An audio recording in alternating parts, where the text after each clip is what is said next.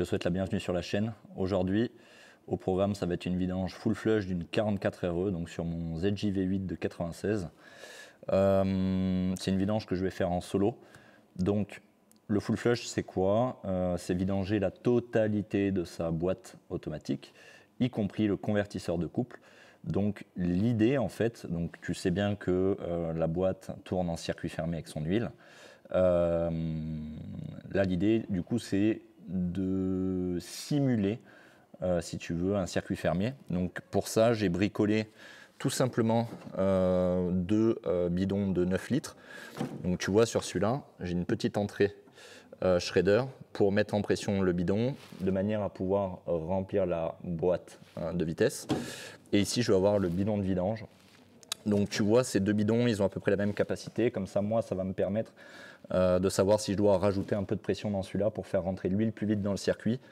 L'idée, c'est d'être à peu près à même niveau quand je fais mon transfert d'huile. Donc tu vois, bon, j'ai quand même de la longueur de tuyau, histoire de pouvoir mettre ça à côté de ma portière, de manière à voir un petit peu ce qui se passe.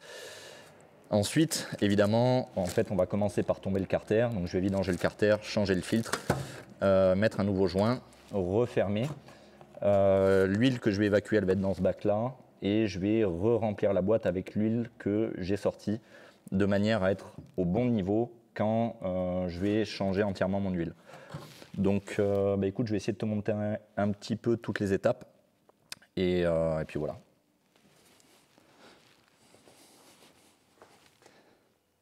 Bon, donc là, du coup, je te retrouve sous la bagnole. Donc, dans un premier temps, on va vidanger le carter. Donc ça, c'est un carter Dorman. L'avantage, c'est que j'ai une vis de vidange. Donc ça va pas mal m'aider. Tu les retrouves d'ailleurs sur Rock Auto. Putain, travailler comme un pouilleux comme ça. Alors, ça nous dit quoi en diamètre? On va essayer un petit 17. Hein,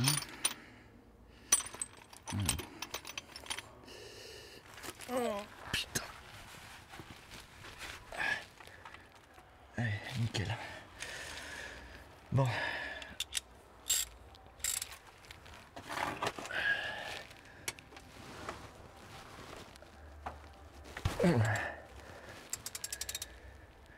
Ok. Du coup, ouais, je précise, on nettoie quand même toujours le bac de vidange vu qu'on va re-remplir l'huile, histoire que ce soit au propre. Donc là, l'huile, elle a quasi 50 000 bornes. Et je suis relativement content quand je vois la couleur qu'elle a. J'aurais même peut-être pu encore gratter quelques bornes, mais bon, voilà, vaut mieux la faire quand il faut. Du coup, je laisse se vidanger et puis on va descendre le carter. Yep.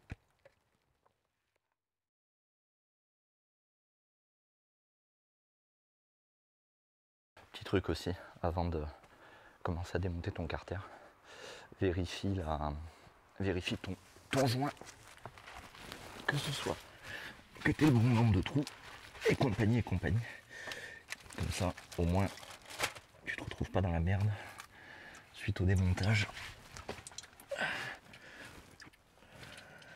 Là, ça a l'air d'être bon.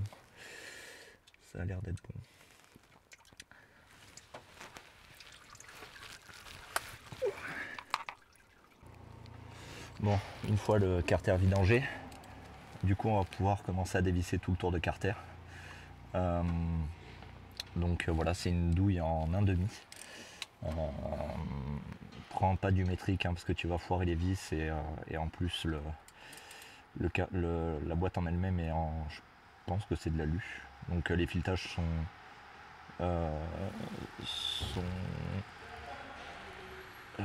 sont tendres. Donc vas-y doucement quand tu desserres et quand tu serres, il y a un couple à respecter et c'est pas là pour rien.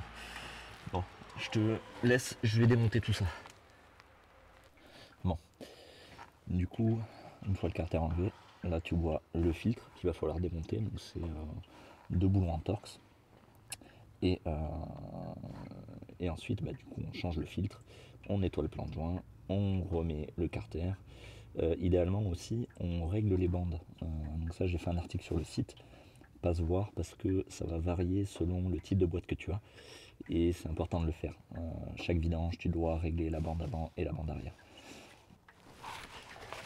Alors, hop. Si je te dis pas de conneries, c'est du T25. Et au serrage, il faut y aller vraiment mollo. Je crois que c'est un truc de l'ordre de 2 Nm. Donc faut voilà, tranquille hein, sur le serrage. Hop. Du coup, on enlève la première. Putain, qu'est-ce que c'est pratique de bosser sans pont, putain. Ouais, laisse quand même le carter en dessous parce que comme tu vois, t'en fous partout.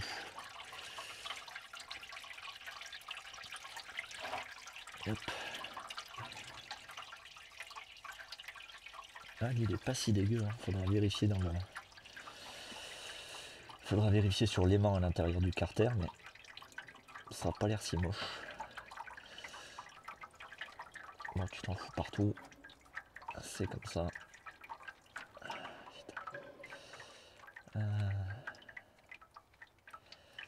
Alors. Allez, viens par là, toi. Hop. Yop. Voilà. Bon. Hop. Et voilà le bloc hydraulique que tu vois ici. Hop. Bon. On va aller chercher de quoi protéger le sol et nettoyer les plans de joint. Bon. Du coup, le nettoyage du plan de joint est fait, le nettoyage de l'aimant aussi. Hop. On le remet en place. Là, j'ai juste à mettre le joint proprement autour. Et puis, je vais remonter tout ça et remplir la boîte par le puits de jauge. Et puis voilà, hein. Ensuite on fera le full flush.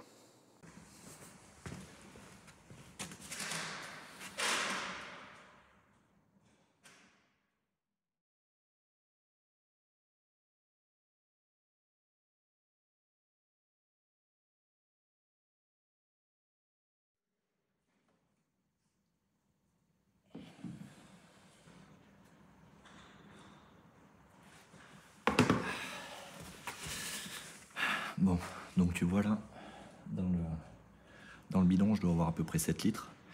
Et pour donner un ordre d'idée, la contenance d'une boîte, d'une 44, c'est dans les 15, 16. Donc tu vois là, j'ai même pas, en gros, dans le carter, il n'y a même pas la moitié qui est passée, quoi.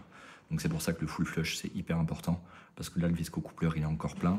Et donc, en gros, si tu fais des vidanges partielles, tu vas juste ajouter de l'huile neuve avec de l'huile pourrie, et donc en fait, tu vas juste mélanger et polluer ton huile. Bon, maintenant que j'ai tout branché, le but, ça va être de remplir 8 litres d'huile dans cette cruche-là. Comme ça, je vais pouvoir comparer, si tu veux, quand je vais devoir couper le moteur pour refaire le réassort. Parce qu'il faut savoir que la vitesse d'entrée de l'huile et de sortie, ça va pas forcément être la même. C'est pas bien grave. Tant que tu n'as pas un écart que tu aies 1 litre dans ton bac de vidange pour 7 litres demi et vice versa. Donc voilà, allez, je vais remplir ça. Bon. Pour que tu vois un peu le montage. Donc là, moi j'ai un bypass de mon ancien radiateur. Donc là, tu vois, on se retrouve avec le radiateur que j'ai en place. Là, j'ai ma sonde. Donc là, sortie d'huile de vidange et à partir de ma sonde. Et du coup, le tuyau que je viens de débrancher, je mets le remplissage. Pour tester, si tu n'es pas sûr, ce que tu peux faire, c'est tu démarres et tu mets un coup de marche arrière ou de marche avant avec la boîte de transfert au neutre. Et comme ça, tu verras si tu as du RIT et de l'huile sortante ou entrante. Et ça te permettra de te brancher correctement et pas de gourer de sens d'huile. Donc après, pour mon montage, tu vois, j'ai mes 2 petits jerrycans. Donc celui de vidange et celui qui est plein avec 6 litres d'huile. Donc j'ai mis une marque sur l'autre, comme ça je sais quand couper mon bloc moteur pour en rentrer autant que ce que j'en sors. Donc maintenant le jeu ça va être de mettre le contact, mettre de la pression dans le jerrycan et donc constater du coup mon changement d'huile. Je mets la boîte de transfert au neutre et je vais passer tous les rapports, donc le park, le réar, le neutre, le drive, le 2, le 1 et vice versa, en faisant des allers-retours comme ça, et je compte 3 secondes à peu près par rapport, de manière à vider, si tu veux, le circuit d'huile correspondant à la gamme de ta boîte de vitesse. Donc, bah écoute, voilà, il n'y a plus qu'à y aller. Hein. Je suis désolé pour le micro. Évidemment, j'avais pas rechargé les batteries, donc c'est mort. Et voilà. Hein. Allez.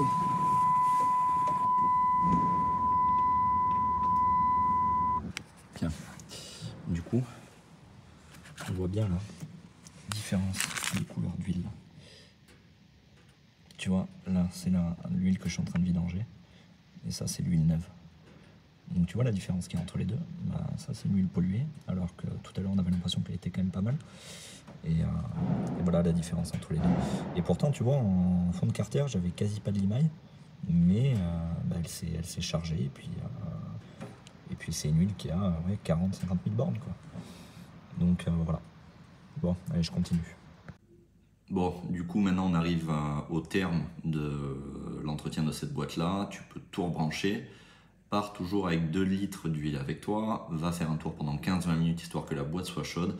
Et à partir de là, prends ton niveau au neutre. Parce qu'il se peut qu'il en manque un petit peu ou qu'il y en ait un poil trop. Et à ce moment-là, il faudra que tu retires un petit peu d'huile. Mais voilà, 15-20 minutes de roulage en passant tous tes rapports et faire son niveau. À partir de là, tu peux te dire que tu as terminé l'entretien de cette boîte. Vérifie régulièrement ton niveau et la couleur de ton huile.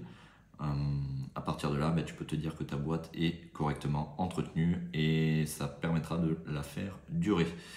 Voilà, donc je te retrouve sur de prochains épisodes pour des améliorations ou du voyage.